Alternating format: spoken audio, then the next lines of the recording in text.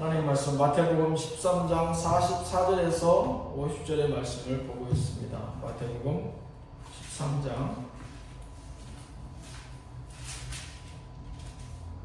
44절에서 50절 말씀, 신약 23페이지.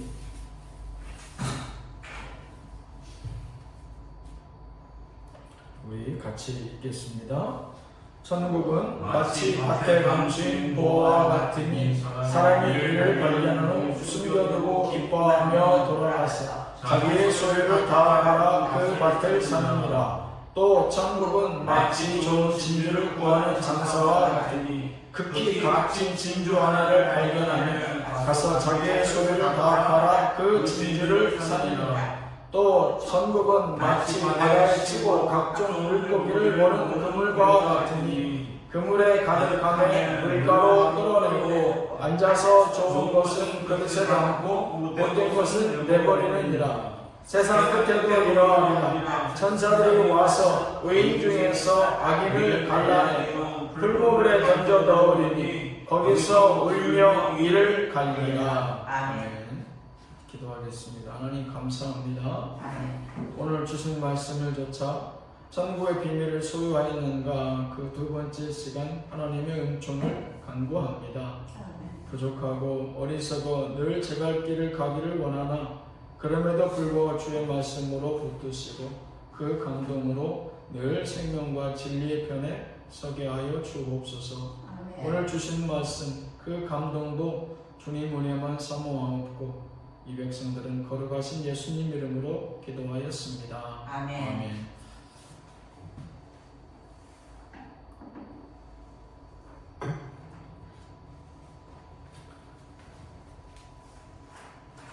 지난 한 주간은 이제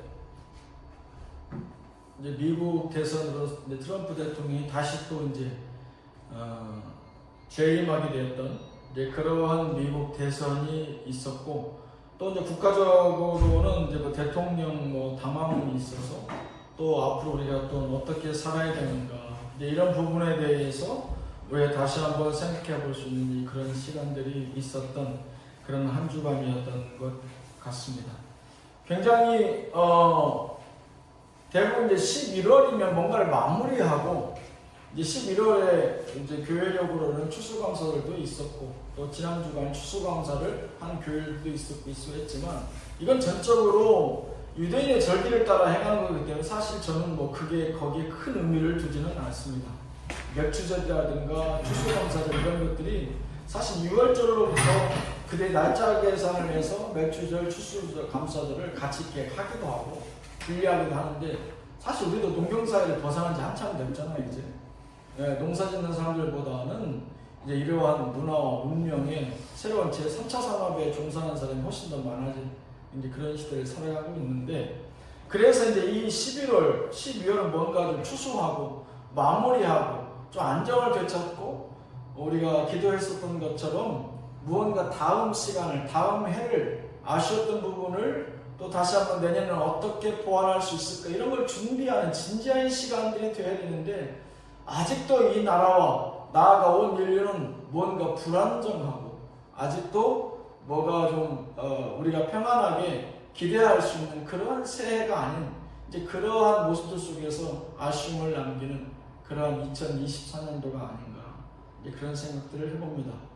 그럼에도 불구하고 우리가 2025년도를 준비하는 저와 여러분들은 하나님이 주시는 그 연한까지 최대한 하나님의 음성을 간구하고 도우심을 구하면서 하나님의 뜻은 어디에 있는지 그 뜻을 쫓아서 우리가 기도할 때 또 우리 경건의 모습을 통하여서 주님 앞에 좀 한 발자국부터 다가설 수 있는 그런 시간들, 그런 연말들이 되었으면 하는 바람입니다. 천국의 비밀을 소유하였는가 마태복음 13장 44절에서 50절 그 두 번째 시간인데, 여기에는 세 가지 비유가 나옵니다. 하나는 농부가 밭을 갈다가, 사실은 농부라고 말하기보다는 좀 더 명확하게 얘기하면 소작인이죠. 왜냐하면 자기 소유가 아니니까 그 밭이. 소작하는 농부가 밭을 갈다가 보물을 발견해요. 그래서 급히 그걸 다시 덮어두고 와서 자기의 재산이 얼마인지는 알 수가 없어요. 소자가 하는 사람이 그게 큰 부를 그가 축적하였다고는 우리가 예상되지 않죠. 아무튼 그 전 재산을 다 갖다가 팔아서 그 밭을 마침 살 수 있어서 그것을 구입하고 기뻐하는 것이 첫 번째 비유고, 두 번째는 전문 진주 감정사장, 전문 진주를 획득하고 그것을 구입하는 그러한 전문 진주 비즈니스를 하는 사람이에요.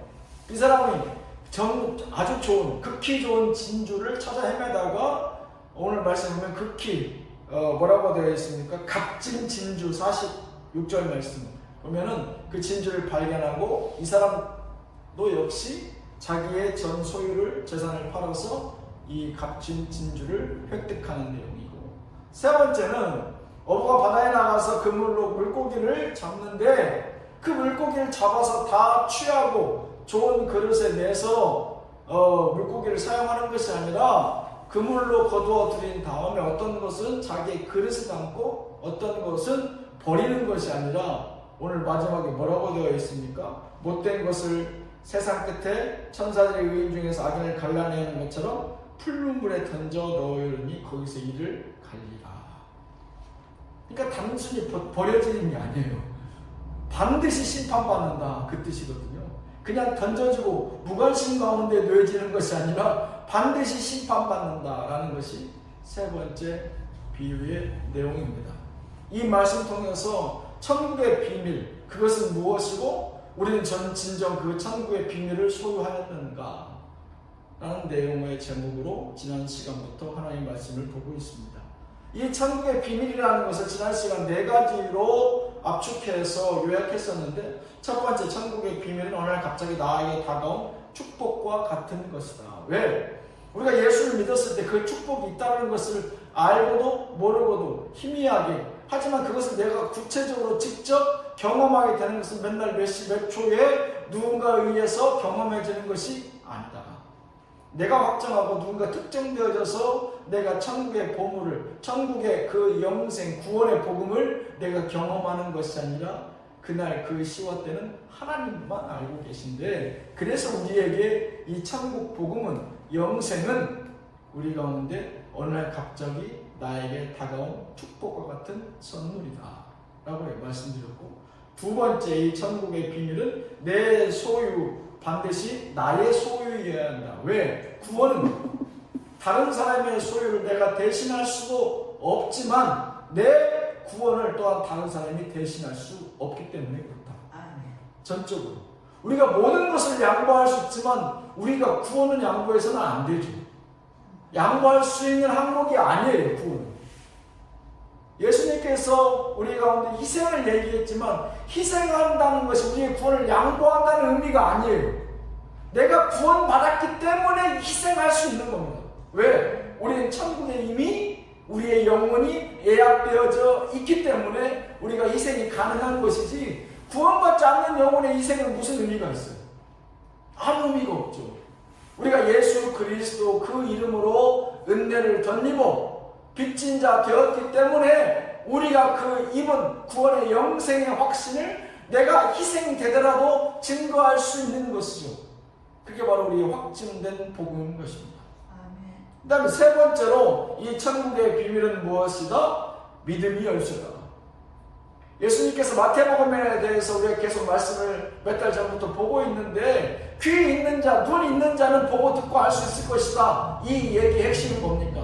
믿음의 눈과 귀가 있어야 예수님의 말씀을 보고 듣고 헤아리고 내가 그것을 따를 수 있다. 그것은 무엇이다?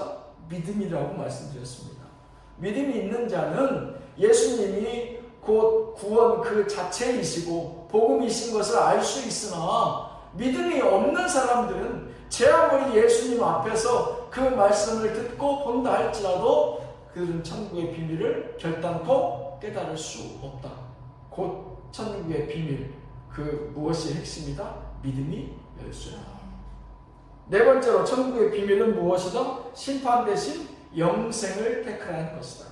마지막 세 번째 비유에 보면 그물에 갇힌 고기가 있지만 곧 우리가 예수를 믿는다 하여 교회에 출석한다고 하여도 그것이 다 심판날 하나님 우편에 서서 구원받는 것은 아니다.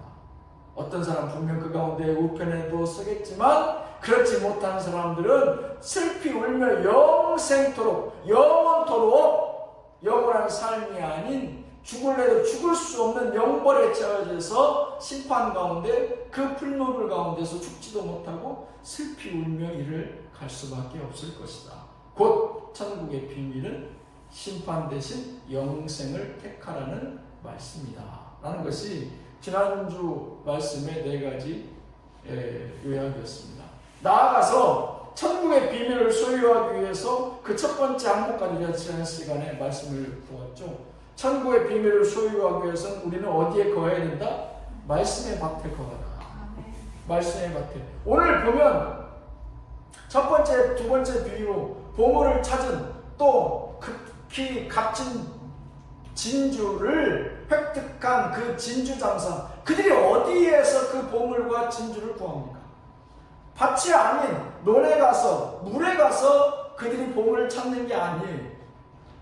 하나님께서 어디에다가 그 보물을 남겨주셨어요? 그들이 늘 있을 법한 그곳에 그 보물을 하나님께서 숨겨두시고 그들로 찾게 하시는 거죠. 하나님과의 미팅 포인트, 하나님과의 만날 수 있는 곳, 그곳은 어디입니까? 하나님의 말씀이 머무는 그곳, 말씀의 밭에 거하라. 그래서 우리가 늘 경건의 삶과 예배의 삶을 강조하는 이유가 거기에 있죠. 세상의 쾌락과 내 정욕을 만족시켜주는 그곳에 하나님의 말씀, 하나님 분명 계시죠. 근데 왜 들을 수가 없어요? 왜 없습니까? 하나님이 계시지 않기 때문에 듣는 게 아니죠. 그곳에서는 우리의 눈과 귀를 가로막는 것들로 가득 차 있기 때문에 우리가 그 하나님의 말씀을 들을 수 없는 것이죠. 그러나 우리의 경건의 삶과 예배의 삶 가운데서는 늘 주께서 우리의 믿음의 문을 여시고 내 마음의 문을 여셔서 하나님의 음성을 듣게 하시고 성령의 인도하심에 순종할 수 있도록 강권하심에 내가 그 모든 것을 헤아릴 수 있는 터전이 마련됐기 때문에 그렇습니다. 그래서 늘 말씀의 밭에 거하라는 것이죠. 단순히 나와서 예배드리고 헌금하기 위해서라는 게 아니에요. 모든 축복은 그 말씀의 밭에 내가 있느냐 없느냐 거기서부터 출발하는 것이죠. 말씀이 없으면 공허합니다. 말씀이 없으면 공허해요. 왜? 그곳에 하나님의 음성이 들리지 않고 내 소리만 계속해서 반복적으로 떠돌아다니기 때문에 그렇죠. 내 음성만 존재해요. 하나님의 음성을 들어 우리는 예배하는 것이고 하나님의 음성을 듣고자 우리는 경건의 삶을 살아가는 것이죠. 말씀의 밭도 그러한 곳이죠. 그곳에 하나님 숨겨놓으신 예배해 놓으신 보물이 없다면 그곳은 허망한 것이고 허무한 인생이에요. 다윗과 솔로몬은 온 인류 역사상 가장 성공한 큰 부를 축적한 성경의 위인으로 우리가 기억하고 있습니다. 그럼에도 불구하고 다윗과 솔로몬, 특히 다윗의 고백의 90%는 그의 어떤 고백이 담겨져 있습니까? 허무하다. 뭐가 허무하다는 겁니까? 인생이 허무하다. 왜 허무하다는 겁니까? 그가 많은 부를 들여갖고 많은 여인들을 거닐로 받고 많은 신하들과 많은 땅을 심지어 전쟁에 가서 단 한 번도 지지 않은 게 바로 다윗입니다. 그런데도 불구하고 그 인생이 자랑할 것이 차고 넘치는데 그의 고백은 늘 허무하다. 그가 진심으로 회개하고 하나님 앞에 돌아왔을 때 그가 느낀 고백이에요. 이 모든 것이 하나님을 진심으로 만났을 때의 다윗의 고백이라는 뜻이에요. 뭐에 비유해서 하나님을 만난 그 은혜와 하나님과 동행했던 그 인생이 그 휘황찬란했던 내 인생의 업적과 지난 길에 비유하니까 아무것도 아니라는 거예요. 아무것도 아니라는 것이죠. 그런 허무함 가운데서 중요한 것은 믿음의 밭, 말씀의 밭, 하나님의 그 말씀, 하나님과 동행하는 곳에 우리가 늘 머물러 있어야 되는 것이 바로 천국의 비밀을 소유하기 위한 첫 번째라고 말씀드렸습니다. 오늘 그 두 번째 시간으로 천국의 비밀을 소유하기 위해서는 분별할 수 있는 지혜를 구하라. 하나님께서 그 말씀의 밭에 보물을 숨겨놨어요. 극히 귀한 진주를 하나님께서 예배해 놓으셨어요. 근데 그것을 분별할 수 있는 눈이 있어야지. 구별할 수 있는 눈이 있어야지. 그것이 값지고 다이아몬드라는 것, 전 세계에 몇 개 없는 아주 귀중한, 이것이 유일무이한 그러한 값진 보물이라는 것, 그걸 어떻게 알아차릴 수가 있어요? 농부는, 이 소작 농부는 쉽게 얘기하면 극히 배움도 짧아요. 가진 것도 없어요. 인간관계도 그렇게 미천해요. 근데 그런 사람이 무슨 배움이 있어서 이 귀한 보물이 보물인 것을 알 수 있겠습니까? 가치를 알아볼 수 있는 능력이 있어야 됩니다. 가치를 알아볼 수 있는 능력. 지금 미국 대선이 끝난 다음에 제일 먼저 트럼프 대통령이 하는 작업이 뭡니까? 자기의 사람들을 자기의 가장 가까운 것에 포진시키죠. 인사가 만사라고 그러잖아요. 모든 일들을 사람이 다 하기 때문에 자기가 가장 신뢰할 만한 사람들을 자기 가장 가까운 곳에 지근거리에 배치해서 자기의 생각을 공감할 수 있고 자기의 생각을 구체적으로 펼칠 수 있는 사람을 자기 가장 가까운 곳에 배치하잖아요. 그 사람의 가치를 트럼프가 알아보고 그 사람을 그대로 자기의 가장 가까운 곳에 인근에 배치해 놓는 것이죠. 가치를 알아보는 것이 능력이에요. 가치를. 왜? 트럼프 대통령 혼자는 미국 움직일 수 없거든요. 나가서 의전 행사만 감당하다가도 4년은 그냥 훌쩍 지나가 버려요.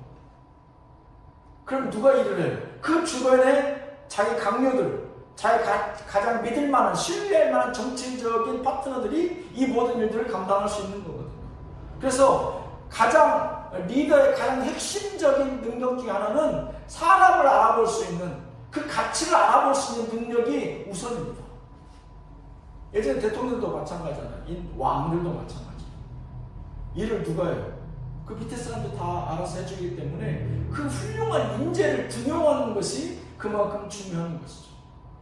천국의 비밀을 소유하기 위해서 가장 중요한 그 두 번째는 분별할 수 있는 지혜, 가치를 알아볼 수 있는 능력입니다. 이 가치를 알아볼 수 있는 능력은 어디에서 올까요? 수많은 시행착오로부터 오게 되죠.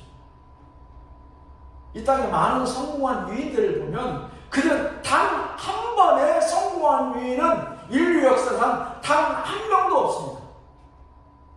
심지어 예수님도 12제자가 다 성공했어요? 아니잖아요. 심지어 한 명은 예수 그리스도를 팔아먹잖아요. 또 그 11제자 나머지는 온전했어요? 예수님께서 십자가에 달려 돌아가시기 직전까지 내가 3일 만에 부활할 것이다, 돌아올 것이다, 내가 너희들의 구주다라고 그렇게 알려주었건만 아무도 인정하지 않고 예수님을 인정받지 못하셨어요. 예수님은 그들을 알아봤지만 그 제자들은 예수님을 못 알아봤죠. 예수님은 그들을 분별할 수 있는 지혜가 있었지만 그들은 예수님을 분별할 수 있는 지혜가 없었어요. 상대적으로. 하지만 이 모든 능력, 가치를 알아볼 수 있는 능력은 어디서 옵니까? 수많은 시행착오를 통해서 체득되는 능력과 같은 것이죠. 그 대표적인 인물이 누구예요? 베드로예요. 그가 예수님 앞에 얼마나 많은 시행착오와 잘못을 배반의 죄를 짓습니까? 주는 그리스도시 살아계신 하나님의 아들이십니다 했던 베드로예요. 하지만 그가 전격적으로 예수님께서 포승줄에 끌려가실 때 나는 그 사람을 모릅니다. 불과 1시간도 되지 않은 그 짧은 시간 안에 예수님을 3번 부인해. 혹시라도 또 자기를 알아볼까 봐 예수님이 십자가에 달려 돌아가실 때도 그 밑에 있지 못하였고 3일 만에 부활하시기 전에 그 무덤가에 찾아간 여인들 틈바구니에도 끼지 못하였던 게 바로 사도 베드로입니다. 그럼에도 불구하고 그가 산산조각나고 그의 자존심이 무너지고 깨지는 순간이 있죠. 어떤 순간입니까? 예수님께서 부활하시고 제일 먼저 제자들에게 달려오셨을 때입니다. 제자들이 달려가지 않아요. 예수님이 달려가요. 예수님께서 부활하시자마자 자기를 찾아온 막달라 마리아와 마리아가 있으면 그 여인들을 붙잡고 고맙다. 너희들밖에 없다. 이놈의 제자들은 한 번도 날 찾아오지 않았다. 그런 아쉬움을 토로할 법도 한데 예수님은 그들 뒤로 하고 내가 살아났다고 전해라. 단 그 한 마디만 남겨놓고 곧바로 11제자에게 뛰어갑니다. 그곳에서 11제자가 완전 무너져요. 사도 베드로 수없이 많은 시행착오를 통해서 비로소 깨닫게 됩니다. 주는 진정한 그리스도시요 살아계신 하나님의 아들이시구나. 그래서 예수님의 부활 승천하신 이후에 마태마가 누가 요한 그 공간복음 다음에 등장하는 사도행전에 이제 베드로가 완전히 180도 바뀐 모습으로 나와요. 그가 목숨을 걸고 복음을 증거하기 시작합니다. 심지어 예수님 살아계실 때는 죽은 자를 살려내고 수만 명을 먹이고 입혔었던 그런 능력을 보면서도 따르면서도 딴 생각을 품고 있고 예수님을 부인했던 베드로였지만 정작 예수님께서 부활하시고 하늘로 승천하신 이후에 예수님이 없는 상황에 그런 하늘을 움직일 수 있는 능력이 있는 예수님이 계시지 않음에도 불구하고 베드로는 진정한 사도로 거듭나서 목숨 걸고 예수 그리스도의 복음을 증거하는 예수님의 선택이 틀리지 않았음을 그가 입증해냅니다. 이 능력은 어디서 옵니까? 예수 그리스도가 진정 우리의 구주다, 구원자이시다 라고 하는 이런 분별할 수 있는 능력은 수많은 시행착오로부터 사도 베드로를 통해서 알 수 있듯이 오는 것입니다. 그래서 바로 그것을 우리는 뭐라고 얘기하냐? 시험이라 고난이라 하지 않고 연단이라 이르는 겁니다. 그래서 우리에게 고난의 연단은 결코 고난이 아니라 축복인 것이죠. 왜? 그 고난의 연단이 쌓여서 그것이 나의 능력이 되고 그 능력이 결국 보물을 분별할 수 있는 지혜, 축복의 길로 인도하기 때문에 그렇죠. 그래서 우리에게 고난, 그 연속된 연단은 반드시 필요한 과정인 것입니다. 이것이 없이는 진정한 사도 베드로처럼 변화될 수 없고 오늘 첫 번째, 두 번째 비유에 나오는 소장농부와 진주 장사처럼 진정한 보물인 것을 분별해낼 수 있는 능력이 올 수 없다는 사실입니다. 디모데전서 4장 6절에서 8절의 말씀을 잠깐 보도록 하겠습니다. 신약성경 339페이지 디모데전서 4장 6절에서 8절의 말씀 제가 읽겠습니다. 내가 이것으로 형제를 디모데전서 4장 6절에서 8절의 말씀 제가 읽겠습니다. 339페이지. 내가 이것으로 형제를 깨우치면 그리스도 예수의 좋은 일꾼이 되어 믿음의 말씀과 내가 따르는 좋은 교훈으로 양육을 받으리라. 망령되고 허탄한 신화를 버리고 경건에 이르도록 내 자신을 연단하라. 육체의 연단은 약간의 유익이 있으나 경건의 범사에 유익하니 금생과 내생의 약속이 있느니라. 아멘. 한 장 더 찾아봅니다. 로마서 5장 3절로 4절 말씀, 신약 244페이지, 로마서 5장 245페이지, 로마서 5장 3절로부터 4절의 말씀. 다만 이뿐 아니라 우리가 환난 중에도 즐거워하나니 이는 환난은 인내를, 인내는 연단은 소망을 이루는 줄 알미로다. 소망이 어디서 온다고요? 연단에서 오고, 연단은 어디서 시작된다고요? 이 연단은 인내와 환난으로부터 시작합니다. 곧 우리의 소망과 꿈을 이루기 원한다면 내가 지금 겪고 있는, 가고 있는 고난과 이 인내의 시간들을 기쁨으로 받아들이고 즐겨라. 왜? 이 나이테가 쌓이고 겹겹이 쌓여있을 때 이젠 더 이상 무너질 수 없는 튼튼한 나이테가 겹쳐져 있을 때 곧 그것이 연단이 되고 곧 그것이 축복의 길을 열 수 있는 열쇠가 되는 것이다. 분별할 수 있는 지혜를 간구하십시오. 하나님이 주신 그 은혜가 나에게 세상 그 어떤 다윗과 솔로몬의 부귀 영화보다 훨씬 더 귀하고 나에게 복이 된다는 것을 헤아릴 수 있는 그 지혜를 하나님 앞에 구하십시오. 아멘.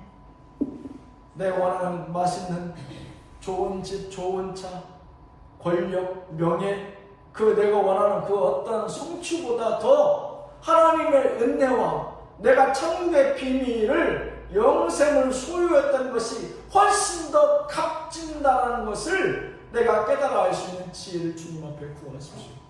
아멘. 우리 믿음이 흔들릴 때마다 하나님께서 우리 가운데 고난과 인내의 시간을 허락하시는 것은 분명 우리 가운데 이 연단의 겹겹의 시간을 통해서 주께서 이루시길 원하시는 소망이 있는 줄로 믿습니다. 축복된 삶을 원하지만 인내와 연단의 시간을 원하는 사람들은 그렇게 많지 않습니다. 중요한 것은 그러한 고난의 인내의 연단의 시간이 없는 인생은 결코 축복을 맛볼 수 없다는 것이죠. 천국의 비밀, 하나님의 은혜뿐만 아니라 우리가 인생 가운데에 하나님께서 주시고자 하시는 인생사, 내 육신의 옷을 입고 있을 때 필요한 축복의 것들도 그 어떤 내가 갖기 원하는 소유의 것들도 다 마찬가지죠. 고난과 인내의 그 연단의 시간들을 내가 감내할 수 없다면 우리는 결단코 그 축복을 경험해보지 못할 것입니다. 마지막 세 번째로 천국의 비밀을 소유하기 위해서 세 번째로 믿음의 대가를 지불하라. 믿음의 대가를 지불하라.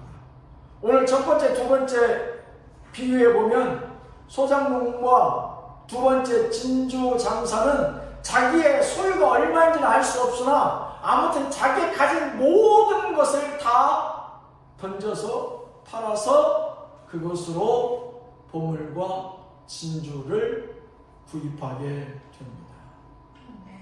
아깝지 않다는 거예요. 그 가격이 물론 돈 많은 사람들에게는, 큰 부자에게는 이 소장농의 재산이 얼마 안 될 수도 있어요. 그럼에도 불구하고 그는 자기의 인생 전부를 다 드린 거예요. 앞으로도 더 벌 수 있을지 없을지 모르겠지만 그 미천한 인생이 그 보잘것없는 인생일 줄 모르나 있으나 그가 가진 모아온 전 재산을, 자기 인생을 들여서 그 보물을 그가 구입합니다.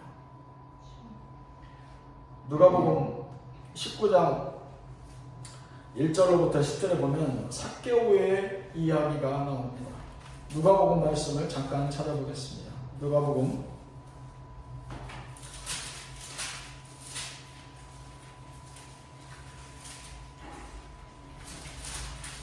4개월의 이야기는 우리가 잘 알고 있지만 누가복음 19장 1절로부터 10절의 말씀을 신약성경 128페이지 제가 읽겠습니다. 예수께서 여리고로 들어가 지나가시더라. 삭개오라 이름하는 자가 있으니 세리장이요 또한 부자라. 그가 예수께서 어떠한 사람인가 하여 보고자 하되 키가 작고 사람이 많아 할 수 없어 앞으로 달려가서 보기 위하여 돌 모아 나무에 올라가니 이는 예수께서 그리로 지나가시게 되미로라.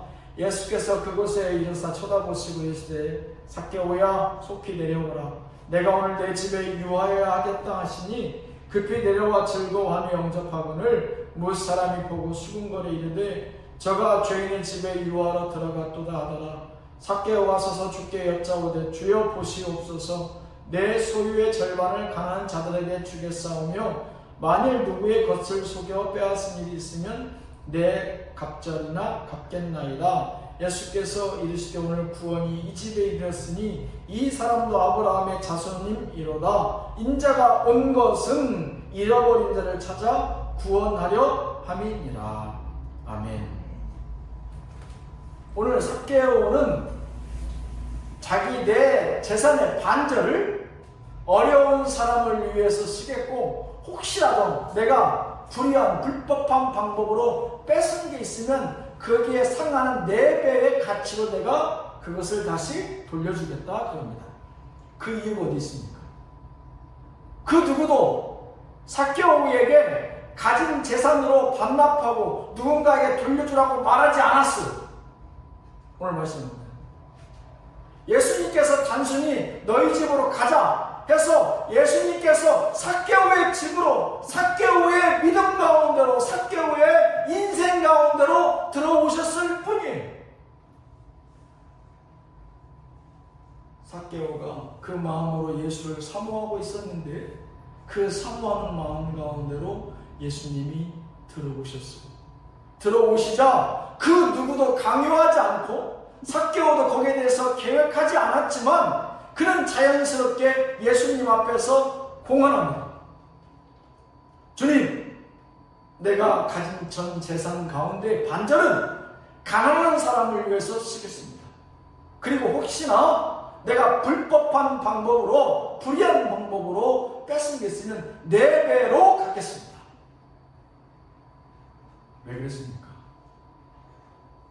삭개오는 예수님이 자기같이 미천한 사람에게, 비루한 사람에게, 사람들에게 손가락질 받는 그 세리에게도 들어오셔서 나를 만져주심에, 나를 맞아주심에 그는 감동하였던 것이죠. 삭개오는 거기에 대해서 자기의 가진 전 재산을 믿음으로 지불합니다. 천국을 소유한 자는 이렇다는 것이죠. 예수 그리스도를 진실로 내 삶으로 모셔드린 사람은 자기의 가진 전 재산을 아까워하지 않는다는 거예요. 아까워하지 않는 것이 아니라 그 모든 것을 포기해도 예수님이 내 마음 가운데, 내 삶 가운데 들어와 주신 것 그 감격만으로도 그는 충분하다는 것이죠. 삭개오는 그 어떤 것도 기대하지 않았어요. 예수님께서 오셔서 삭개오의 집을 축복하고 자녀를 위해서 축복하고 물질을 축복하고 건강을 축복해 주기를 삭개오는 이런 반구도 하지 않았습니다. 자기의 소망 자체가 없어요. 뭡니까? 예수님 그 자체로 그는 감사했던 겁니다. 이러한 믿음을 성경에서 찾아보기가 쉽지 않아요. 그냥 예수님이 삭개오 자기의 인생 가운데 들어온 것만으로도 나는 너무 감사합니다 라고 여기고 그가 그의 재산, 그의 가진 그 모든 것들을 삽시간에 다 누구한테 드립니까? 예수님한테 드린 게 아니에요. 심지어 그가 가난한 자와 불의로 뺏은 것에 대해서 세상 가운데 환원하겠다는 것이죠. 우리는 어떻습니까? 우리의 감격과 감동이 늘 하나님 원하시는 선한 길 위에 있습니까? 이러한 선한 방법으로 우리가 주님 앞에 응답하는지 돌아볼 필요가 있습니다. 천국의 비밀을 소유한, 우리는 십수년 예수를 믿었다 하지만 불과 예수 그리스도를 만난 지 몇 분 안 된 삭개오도 이러한 감동과 감격 가운데에 예수 앞에 세상 가운데 이 모든 것을 드릴 수 있는 믿음의 사람으로 거듭나는데, 진정 우리는 이런 믿음의 삶에 걸맞는 인생을 살아가고 있는지 다시 한번 뒤돌아보게 하는 시간인 줄로 믿습니다. 말씀을 정리하겠습니다. 천국의 비밀을 소유한 자, 늘 하나님 말씀의 밭에 거하시고 분별할 수 있는 지혜를 구하십시오. 그 능력은, 그 가치를 알아볼 수 있는 능력은 오는 것, 어느 데서나 오는 것이 아니라 인생의 고난과 인내의 그 연단의 시간을 통해서 우리 가운데 임하는 축복의 열쇠입니다. 마지막 세 번째, 천국의 비밀을 소유하는 자, 소유하기 또한 원하는 자, 믿음으로 그 대가를 지불하시기를 주님의 이름으로 축원합니다. 기도하겠습니다. 주님, 한 주간도 주의 도우심, 인도하심, 축복하심이 아니면 우리는 결단코 오늘 이곳에 설 수 없었음을 고백합니다. 아멘. 연약하고 어리석어서 늘 죄 가운데 나의 고집과 편견 가운데 서기를 즐겨하는 백성들이오나 주님의 사랑이 있어 은혜가 있어 다시금 이곳에 설 수 있음을 고백합니다. 아멘. 천국의 비밀을 소유하였고 또한 앞으로 소유하기 원하는 주의 백성들 아버지여 기억하셔서 늘 그들의 심령에 하나님 말씀의 밭을 사모하게 하시고 아멘. 하늘의 신령한 지혜로 분별할 수 있는 그 능력을 구하게 하시되 믿음으로 아버지의 대가를 치를 수 있는 담대한 믿음 또한 허락하여 주옵소서. 아멘. 예수님 이름으로 기도하였습니다. 아멘.